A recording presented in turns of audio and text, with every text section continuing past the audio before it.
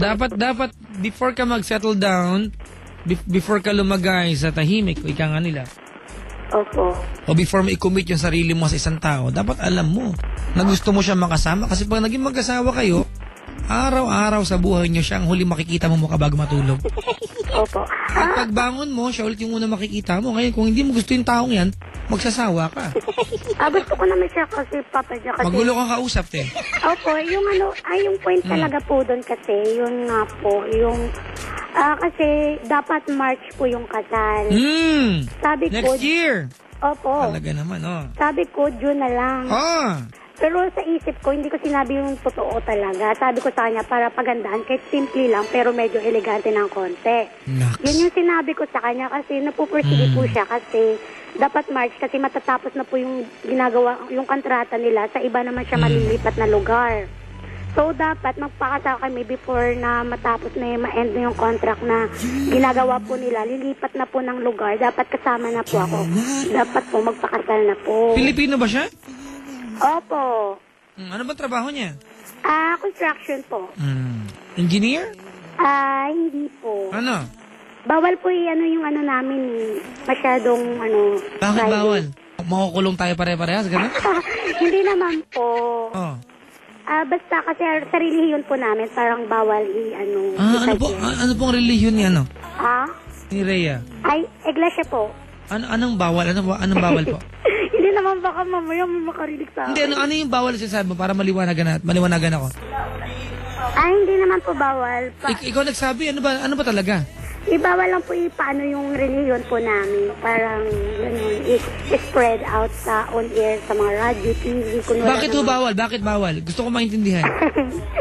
Marami po kasing bumabato na ganyan. Baka sabihin, inaano to namin yung relihiyon namin. Ate, issue mo lang yan. Wala akong nagbabawal niyan. Oo nga po. Pero sa amin kasi, parang bawal po spread na gano'n yung relihiyon namin. Kailangan pa palandakan sa radio, TV. Kung wala namang something na inaano po kailangan po i-private. Hindi mo naman pinapangalandakan, ate. At ano ba mas kung iaminin mo na ikaw ay nabibilang sa kumbaga, Iglesia ni Cristo, wala namang masama eh. Opo, wala. Ako naniniwala ko mga kaibigan na ang reliyon, it's a matter of respect, di ba? Opo, tama. Di ba? So, wag kang gumawa ng issue, ate. May issue ka eh. Hindi naman kasi kinakabahan ako Baka mamaya, Alright. Ikaw yung gumagawa ng issue, wala namang issue eh. Wala, yun naman. Yun lang. Alright, ganito, Rhea? Opo. Okay. Makinig ka ha. Opo. Nagets ko na yung problema mo, okay? Opo. Ang unang alam ko lang, you don't love the person very well. Love ko siya pero not so much. Kaya nga ate, inulit mo na sinabi ko. Okay. Mahal mo siya pero hindi buong buo. Hindi yung klase ng pagmamahal na handa ka mag-spend ng buong buhay mo kasama siya. Opo. Kung hindi naman, wala ka pa sa state na yun. Wala ka pa sa estadong kaya mong ibigay ang sarili mo ng buong buo sa kanya. Pero meron ka pang alinlangan. Di ba? Opo. Kumbaga, mahal mo siya pero hindi mo nakikita yung sarili mong tatanda kasama siya. Opo. Alright. Kung ang maganda niya natin, huwag mo siyang bulahin. Kung ano yung nararamdaman mo, yun ang sabihin mo sa kanya. Pero natatakot po kasi ako. Teka lang ate, tahimik ka muna, pakisipa rin bibig mo. Sabihin mo sa kanya, ganito kasi ang mahirap mga kaibigan, kaya sometimes we waste our time and lives spending it with the wrong person kasi we are afraid to tell them exactly how we feel. Gaya niyan, hindi mo pala siya mahal. Hindi ka pala handang mag-spend sa kanya ng buong buhay. Bakit pinapaasa mo siya? 'Di ba? Na ang gusto mo lang baguhin yung buwan ng kasal ninyo, pero ang totoo niya, hindi ka pala handa.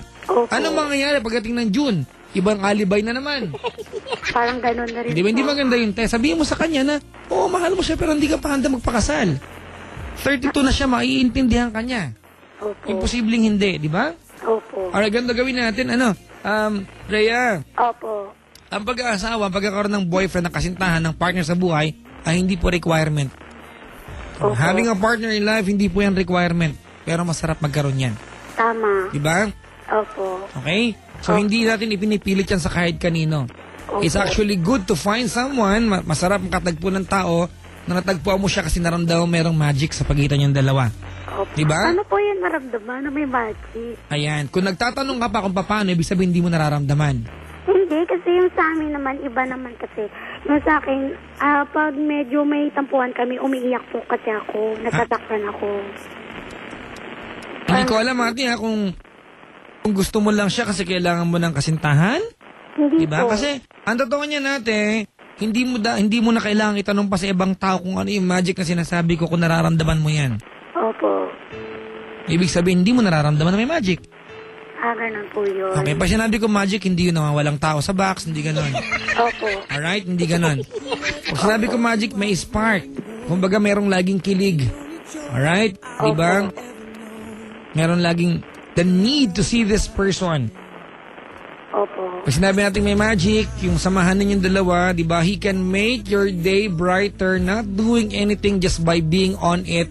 Like a rainbow po. Yan, ang galing. Rainbow. Yes. Like a paradise. Wow, ang galing yan. In my own words. Wow, hayo. Yes. Okay, sige. Rhea, Papa what is Jack, love? love is like a heart in the diamond star. Wow. Diamond star? Pwede rin.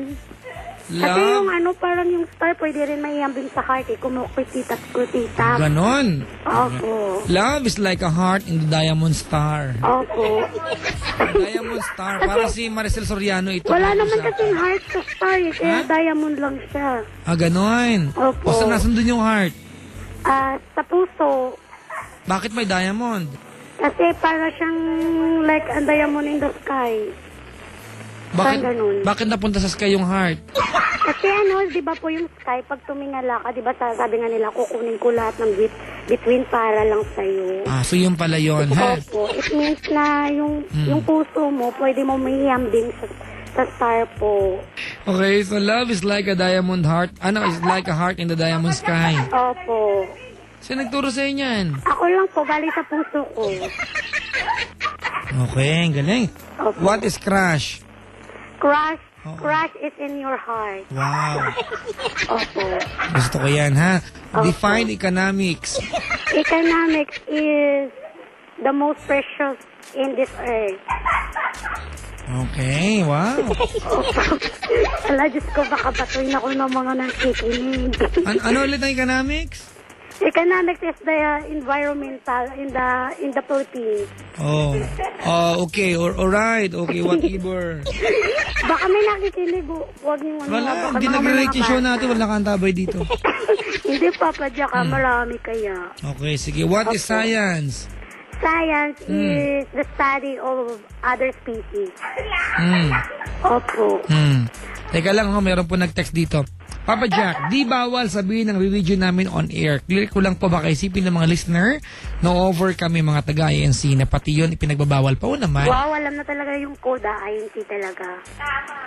Huli ka na sa balita natin. Yun naman talaga yun. Bakit ikaw, Papa Jack, INC ka? Hindi po, pero ang akin lang, hindi naman bawal. Okay. Sa'yo lang galing yan, di ba? Hindi kasi ayoko naman baka mamaya may nakikinig ng Iglesia sabihin pa on air talaga. Parang ganun lang po, hindi ko naman sinasabing ganun. Nakuha ko yung punto mo. Sige. Thank you, Papa Jack. Salamat sa pagtawag. Papa Jack, before mag-end, paano mo naman yung love song ko para mag-i-emote ako? Ganun. Wala po kasing request sa akin, hindi ako tumatanggap ng request. Okay po. Kahit song lang, isang song. Opo, ako na lang bahala mag-play para sa'yo, ha? Sige po. Sana po love you more. Oo, ang galing. Ano po, parting time po, ha? Parting time. Sa mga naghihiwalay po ito. Okay rin po, Papa Jack. Salamat po.